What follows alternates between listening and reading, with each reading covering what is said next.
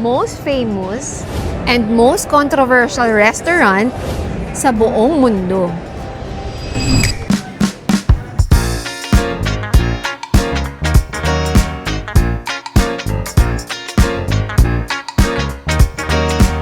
First time natin matatry yung pinakasikat na dish ni Gordon Ramsay.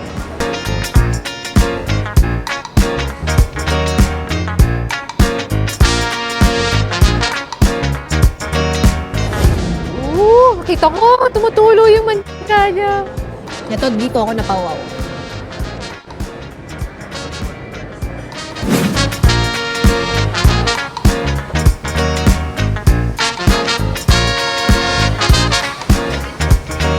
Super excited na akong matry ang mga ito, kaya naman ano pang inaantay natin guys? Huwag na natin patagalin, i-try na natin!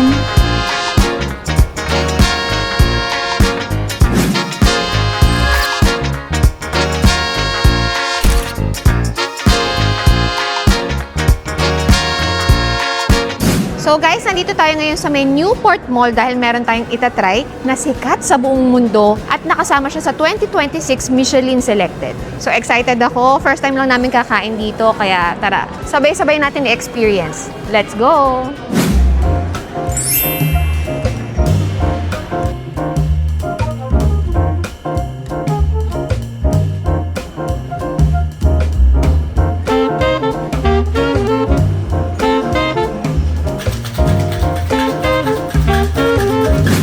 Hi, good afternoon. Welcome to Gordon Ramsay. How can I assist you? Hi!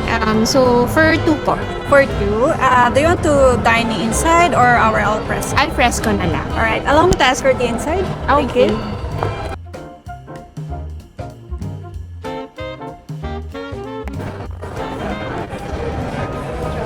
Thank you!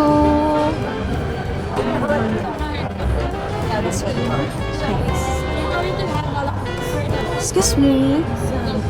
Thank you! And then once you have ordered, the server will assist you shortly. Alright, thank you!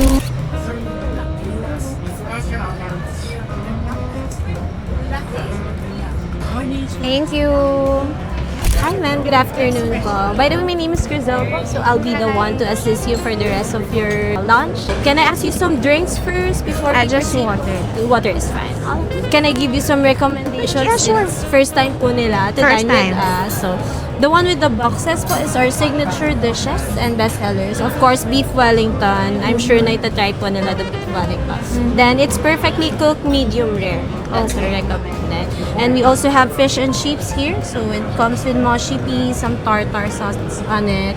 Then for the steak naman po, sharing cuts, we also have this Chateaubriand. So, same goes with beef Wellington. We use the tenderloin part. Comes with 2 fries, some sides, and sauces. However, for appetizers, we also have the crispy crab cake. So, one of our best seller comes with poached egg on top, hollandaise, and caviar po. Okay, so Ano po bang preferred nila for today?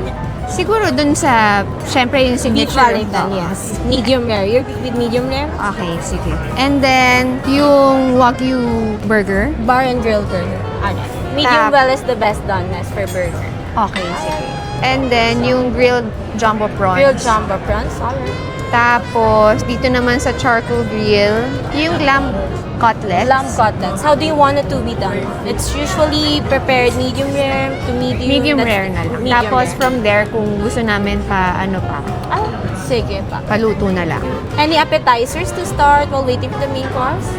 Baka main course na lang. Main course. Alright. So you have the bar and grill burger, grilled jumbo prawns, lamb cutlets, prepared medium rare. Also the signature beef Wellington. Okay. Tapos yung sa side, Yes. yung grilled Mediterranean vegetable. Alright, one order of grilled veggie. How about sa desserts? Later na lang po sila. Later na lang. Alright. Do you have any allergies po ba? Wala. Preferences? Wala na. Thank you. You can enjoy the bread first while waiting. Thank Estimated time po would be 20 to 25 minutes. Alright. Thank you. Thank you. Yay!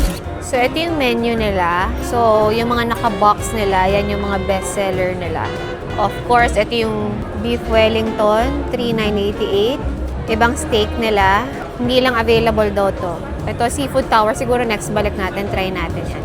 Pero basically, ito yung mga in-order natin. Yan, Wagyu beef patty, yung bar and grill burger nila. Then, itong jumbo prawns, tsaka itong lamb cutlets, beef wellington, and itong, yan. Yan yung mga in-order natin. So, may binibigay silang complimentary na bread. Brioche bread yung tawag nila. And then, salted butter. Malton salt daw yan. So, tingnan natin to. Yun, malambot. Okay, so try natin tong brioche bread nila. Yan. Lambot. And their salted butter. Uy.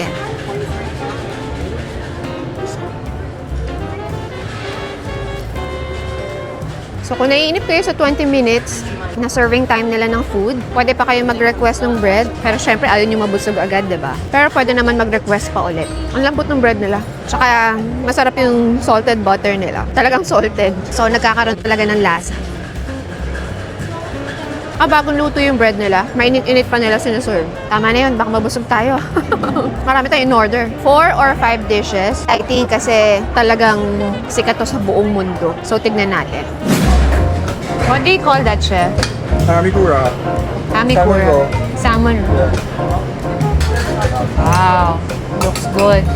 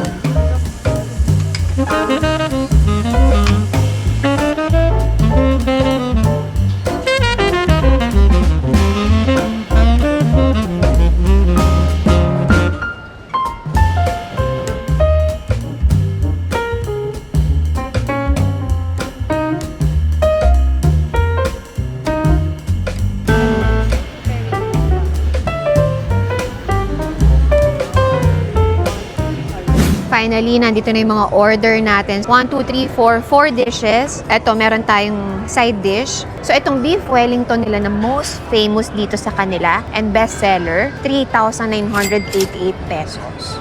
So, yung nakikita nyo outside, yan yung pastry. Then, yung medyo dark, yan yung mushroom truffle. Tapos, yung pinaka-meat nila or yung steak na gamit nila, Australian beef tenderloin. So, may kasamang mashed potato, kale, and carrot. Then, meron ding red wine sauce. So, ito yung kung tawagin nila white stripe rock of lamb cutlets. So, 2,980 to. May 4 pieces ka. Finally, guys. Alam nyo ba, ang tagal na nila dito. Hindi ko alam kung gano'n na sila katagal. Pero kasi nung umpisa nila, nung kaka-open lang nila, by reservation lang, maraming kumakain. Kaya mahirap din makipagsiksikan. So finally ngayon, matatry na natin. So ngayon, next, ipakilala naman natin. Ito yung grilled jumbo prawns na 2,100. Meron kang 5 na prawns. Yan. Then, umorder din tayo ng Wagyu beef patty na 200 grams with fries, 1,650. May side dish din tayong in-order. So, itong grilled Mediterranean vegetables, 480 pesos. So, huli na natin yung the best nila. Unahin muna natin tong vegetables. So, dito sa grilled Mediterranean vegetables na in-order natin, meron silang bell pepper, may corn, zucchini, onions, and carrot. So, yan. Try na natin. Parang meron siyang cheese. So, try natin yung bell pepper. Sabayan natin with, not sure if it's cheese eh. Try na lang natin. Let's go. Hindi siya cheese. So, para siyang strong kasi yung lasa ng bell pepper eh. Pero actually, nung tinikman ko siya solo, para siyang cheese. Parang may pagka-blue cheese siya. Tanungin na lang natin, hindi ko sure kung ano kasama. So, try natin yung onion yan. Isang chunk ng onion. Sarap, may oil pa siya. Yun. Nasa vegetables pa lang tayo. Parang masasarap na yung mga timpla nila. Very simple. As is yung malalasahan mo. Yung gulay, yung charcoal taste niya.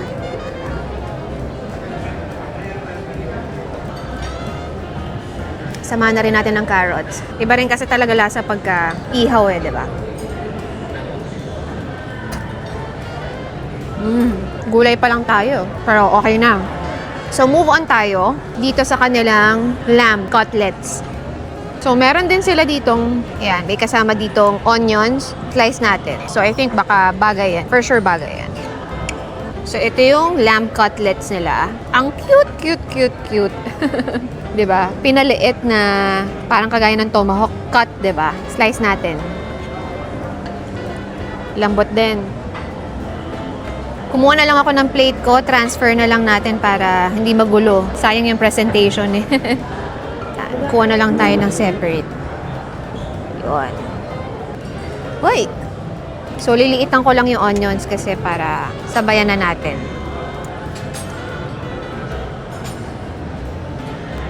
Okay, sige, let's go. Try na natin.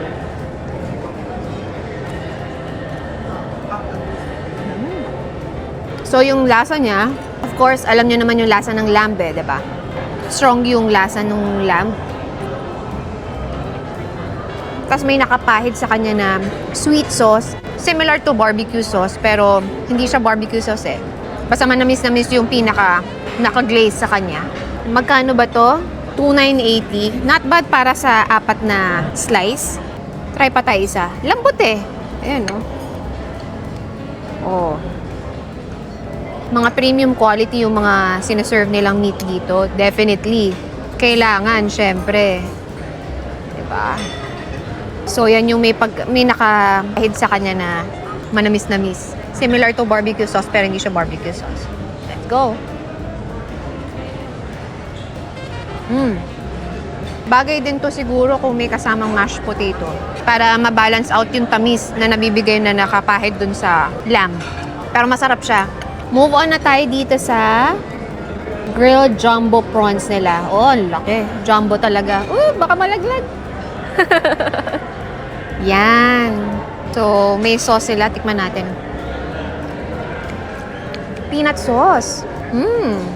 So, tanggalin natin yung ulo. Ay, mamaya sisip-sipin ko yan kasi pag sa shrimp, diba? Syempre, masarap sip-sipin yan. Tanggalin na natin yung pinaka-tail.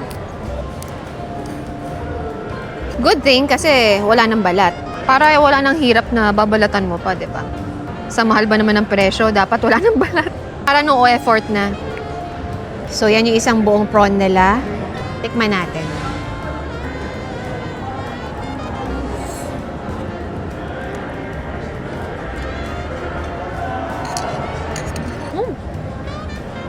Masarap din. Sarap din. Isa-slice ko tapos isasaw-saw ko dun sa peanut sauce. Kinagat ko lang Wala siya masyadong peanut sauce Sarap na may kasabay na ganito. Yan. So, sausaw ko na lang dito Ito yung peanut sauce nila. Bayan natin ng pinaka-oil. Sarap din to. Again, grilled din siya. Iba talaga pag may charcoal taste na nabibigay.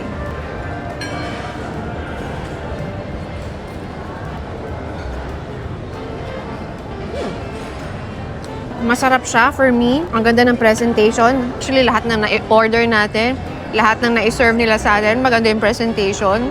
For me, kung tatanungin nyo ako, sulit and hindi masyado mahal. Actually, kung hindi ka pa nakakain sa Wolfgang, kamahal na to.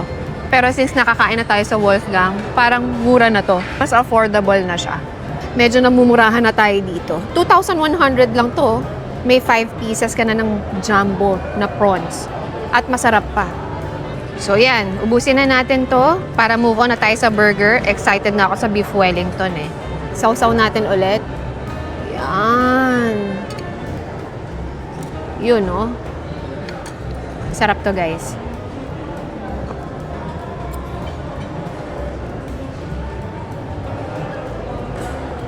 Actually, pwede pang bumalik dito next time. I-try yung iba. Yung oyster, Meron mga scallops sila dyan. Meron pa sila yung seafood tower. Next time, gusto namin i-try yun. Dami namin gustong orderin kanina. Kailang din namin kaya ubusin lahat eh. Pero dahil nga, for us, parang medyo mura na to. Kaya pwedeng balikan next time. Tumuha na tayo sa burger. Sa Wagyu Burger naman tayo ngayon. So, let's go. Yan. Open ko to ah. Okay. So, yan. Yan. So, tig-isa kami ni Carter. Hating nagmamahalan. Tig-isa kami ni Carter. Sirain ko na tong isa. So, may kasamang fries. Yan. Tingnan natin kung juicy pa siya. Okay. Pipiin natin. Ooh, kita ko. Tumutulo yung mantika niya. Sobrang juicy. Teka, wag natin palagpasin yan. Wow. Kahit ito sa likod, yung cheese niya. Oh. Wow, di ba? Yan na tumutulo. Sayang.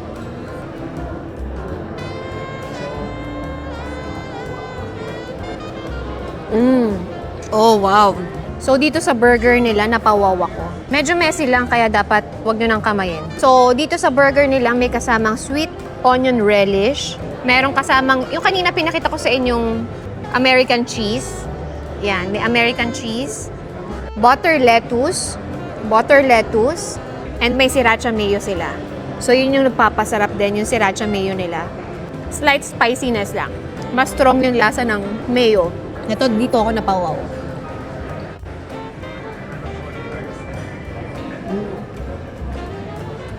$1,650 lang to. Ang sarap nito. May kasama ka pang fries. Sa tatlong na-try ko, yung sa prawns, sa lamb, tsaka sa vegetable, sa kanilang tatlo pa lang sa lamb at tsaka sa prawns, mas nasarapan ako sa burger.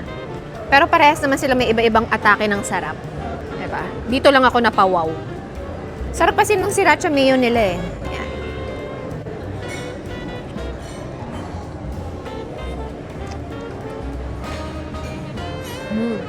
Ito legit masarap.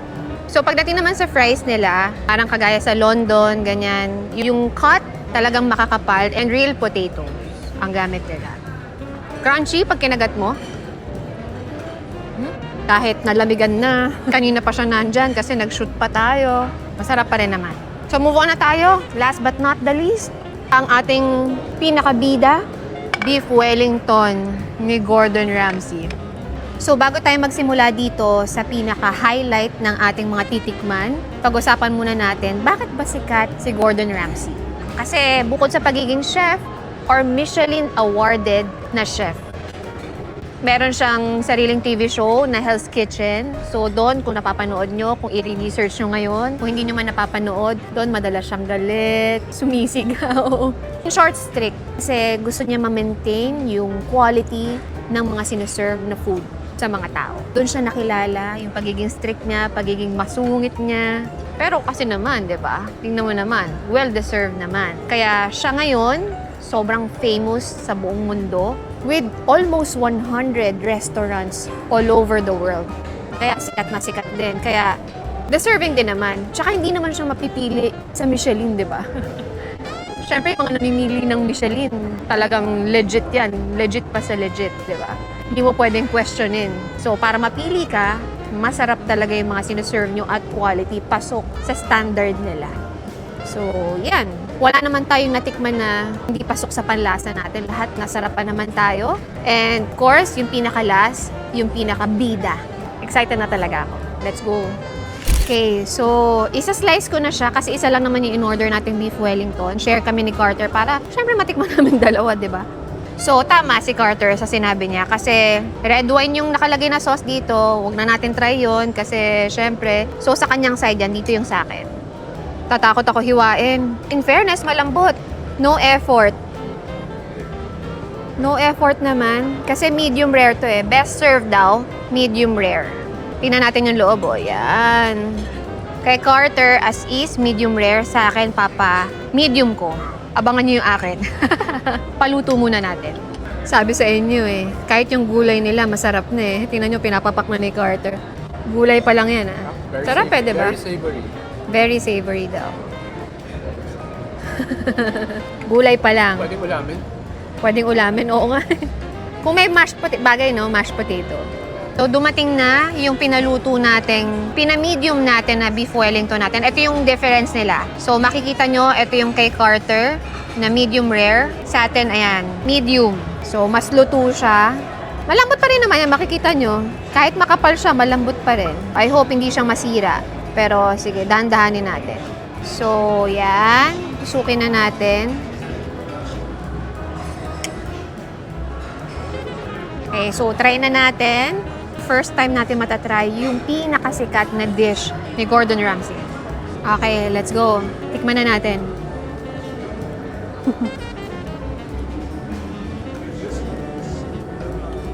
Tapusin lang natin, ha? Okay, samahan ko na mashed potato.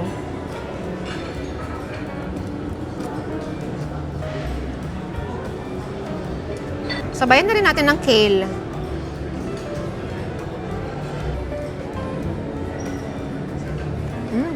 Juicy yung kale. So for me, very unique. Ang ganda ng layering niya. So bukod sa may tinapay, or sabihin na natin, pastry, di ba? Para mas social. Tapos may layer pa nung mushroom truffle. Then before yung pinaka-steak. Before yung pinaka-beef, di ba? So ang ganda ng layering niya. Bukod sa layering niya, tatlo yung texture na matitikman mo or malalasahan mo. So from yung sa pastry, yung lambot ng steak, tsaka yung lambot din ng mushroom truffle. Pagdating sa lasa, strong yung, of course, alam nyo naman yung mushroom truffle, strong talaga yung lasa niya. So siya yung overall na pinakamalalasahan nyo dito. Siya yung nangingibabaw. Malambot yung steak, kahit pinamedium natin, mapa kanina na medium rare yung kay Carter, malambot siya. For me lang, sa lahat ng tinikmang ko, siguro dahil naninibago ako sa lasa. Masarap naman siya. Baka mas nasarapan lang ako dito sa lasa nung burger. Yung timpla nung sauce. Masarap naman siya. For the price na 3,000 plus, sa pagiging unique niya, presentation, and of course, syempre, binabayaran mo. Yung name, location-wise. Pero kung papipiliin ako kung saan ako mas sarapan, na timpla dito sa Wagyu Burger. Para sa price na 3,988, syempre, hindi lang basta pangalan yung binabayaran mo dito. Location-wise, syempre, sikat sa buong mundo. Very unique. Sa kanila mo lang matitikman. Okay pa rin naman matry. Syempre, may comparison lang ako. Mas nasarapan lang ako dito sa Wagyu Burger. Enjoyin ko na to. Tignan naman natin yung verdict ni Carter. Time niya naman para tikman to. Oh guys, so naka-carnivore diet ako ngayon. Pero dahil nasa Gordon Ramsay tayo, pa-break ko muna yung diet natin. Pa-bread tayo. May bread din. Siyempre, di ba? Kailangan naman pati lang kainin ko. Anyway, sige, try na natin. First time.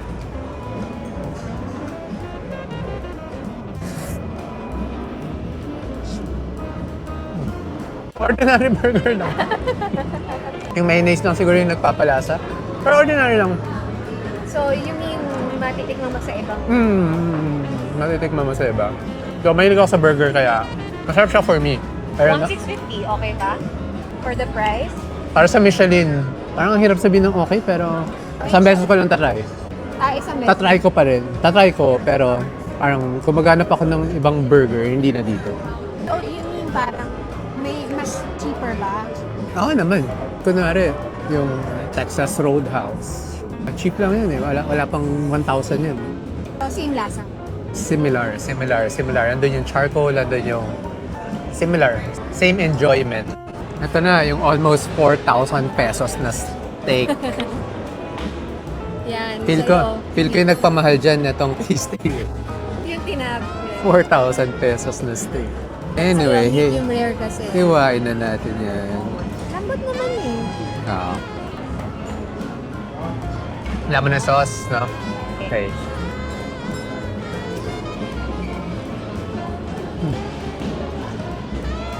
Tama ka, ma-truffle. Strong, diba? Very strong. So, nagmimix siya dun sa flavor ng beef.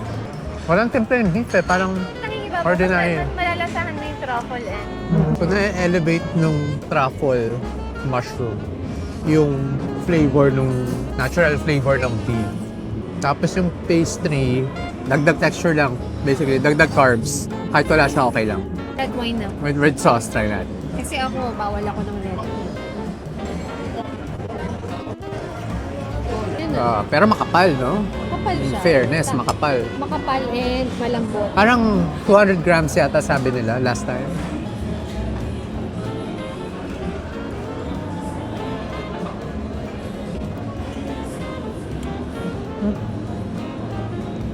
Mas masarap siyang may sauce. Nandun yung lasa. Nagpanalo sa kanya yung red wine sauce. Bernaise sauce. Try din natin. Ayoko. Ayaw. Masyadong creamy para sa steak. Ako, kamusta yung lasa? For the price, 3,980. 4,000. Alam ko na yung sasabihin mo. Nakakaiyak eh. Pero pwede na. Minsan-minsan lang pwede na. Treat lang sa sarili. Nag-start siya sa Europe, di ba? Europe yung mga food nila wala masyadong lasa.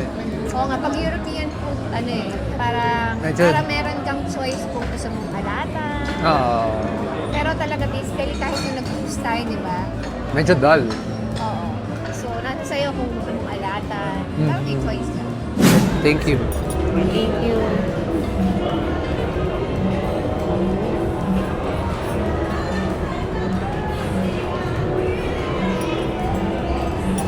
So, dessert time na tayo. Ito yung kung tawagin nila sticky toffee pudding. So, itong pudding na to made of dates. Yung pinaka nilagay na sauce, butterscotch. So, similar to caramel daw. Meron ding vanilla ice cream and strawberry. So, try na natin.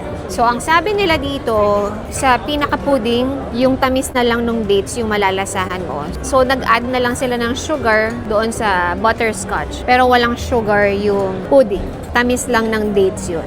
So, try na natin. So, let's see. Oy, soft din siya.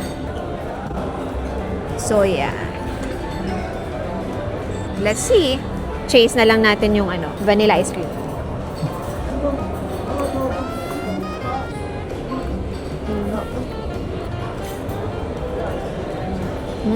Kailangan sabay. Kasi kung ito lang, yung pudding lang ng dates, strong yung butterscotch, strong yung caramel taste niya. So, kailangan mix sila lahat. So, pagsasabayin natin. Hinuli ko kasi si vanilla ice cream eh. Magandang sabay-sabay sila. And ito guys ito yung best seller nila. So, kukuha na ako ng vanilla ice cream and pati strawberry. Sabay na natin lahat. Magandang sabay-sabay sila.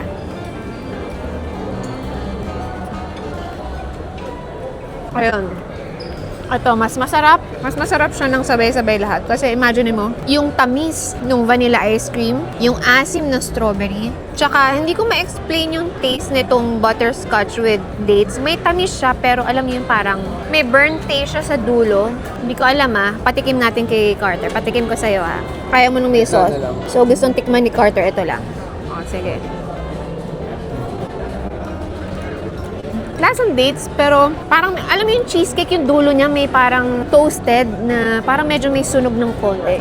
Burnt cheesecake, parang ganun yung dulo ng lasa niya. So parang ganun yung lasa nitong pinaka-pudding niya. Siguro dahil sa sauce yun, sa butterscotch. So yun, pag mix mo yung asim, tamis, for me, okay naman siya. Price niya, 580 pesos para dito. Okay naman. Decent. For the price, pwede. Siguro kung hindi lang masyado marami yung butterscotch, nagle-less sugar kasi kami. Si Carter ayaw niya na may sugar. Siguro kung walang butterscotch, mas na-enjoy namin. Pero overall, okay naman siya. Masarap. So yun, enjoy na namin to. See you later sa pinaka-verdict namin. May loyalty card Wow, nice. So yan na. Magbabayad na ang katotohanan. Water na wala. Meron. So, ito yung bill natin. Yan, water natin, Almost 700 pesos kasi Evian din, Total of 12,000. Service charge, 1,000 plus kasi okay naman yung service charge nila. Talagang very attentive lahat. Ang tagabayad natin. Okay, so guys, ayan, pauwi na tayo. So, Tapos na tayo kumain dyan sa Gordon Ramsay na sobrang sikat sa buong mundo. So for me, 12,000. almost 30. Konti na Okay, lang. 30. Well, nagulat ako sa tubig. Unang-una. Dalawang bote, 600 Hindi, plus. actually, Pero even yun kasi. kala ko free yun. Kala ko rin free. Almost 700 pesos yung Tubig water. Pero okay Pero naman. good quality naman yung good tubig. quality naman. Justify na naman natin. Pagdating sa food, ano masasabi mo? Food. Well, all in all, busog naman. As in, sobrang busog sa dami. Dami rin natin naming in-order. Tinake out namin yung iba. Okay. Pero, sa steak, hindi ako European eh. Asian ako eh. I prefer more taste. Yung mas malasa. Tenderness niya, okay naman. Okay naman, yeah. Ako naman, for me, kung nanonood na kayo sa akin talaga, alam niyo sa akin na ang steak, gusto ko simple lang yung lasa. So, medyo strong for me yung lasa ng mushroom truffle. So, okay naman siya overall pag pinagsama-sama mo, pero too strong for me. Nakasabay siya ng steak. For me lang, kasi hindi nga ako masos na eh, pag nagsisteak eh. Okay naman, no? Pinakagustuhan ko yung prawns. Ako burger. Kasi medyo parang Thai. Parang May peanut sauce kasi. Thai yung lasa eh. Oo, may peanut sauce na may Yung charcoal taste niya pa. may kinchay ba yun? Oo, Yung meats. gulay, bagay kasi. Yeah. Yun yung pinaka nag-stand out sa akin. Yung lamb, not bad naman. In fairness Sarap din. para sa Wednesday night, kasi dinner time na rin eh, ang daming kumakain. Wednesday, Tuesday pa lang yata. Tuesday pa. Basta weekday, di ba? Dami, puno sila. Puno Kasi sila. dinner time na rin pala, no? Yeah, in fairness, ang dami kumakain. Grabe, lakas kumita ng Gordon Ramsay na to. Sikat kasi, buong mundo imagine mo. So, syempre, kung saan ka mamimili, kung meron kang dalawang pagpipilian na restaurant, saan ka, di ba? Dun sa sikat na sure ka na sa mga sinuserve nila. Eh, syempre, awarded pa ng Michelin eh, di ba? Oo. Tsaka napansin ko, lahat ng kumakain, lahat masaya, nakangiti. Kami lang yata yung parang nasaktan sa bulsa eh. Parang lahat talagang may mga wine pa yung iba. Tayo, hindi na tayo maka-order ng wine kasi May salad yung iba, may soup. Ay, medyo- Kami, medyo ouchy na eh. Pero wala eh. try lang, di ba? Talaga try lang. So yun, sana nag-enjoy kayo and abangan nyo yung next na food trip natin. Hindi natin alam kung street food, restaurant, buffet, or mamahalin, bahala na. Okay, so sa mga hindi pa nakaka-subscribe, subscribe na kayo and don't forget to like, comment din sa mga gusto nyo pa i-recommend na matry namin. Thank you guys for watching. Till my next video. Bye! Sabay-sabay nating tikman to. Tama ba? So made from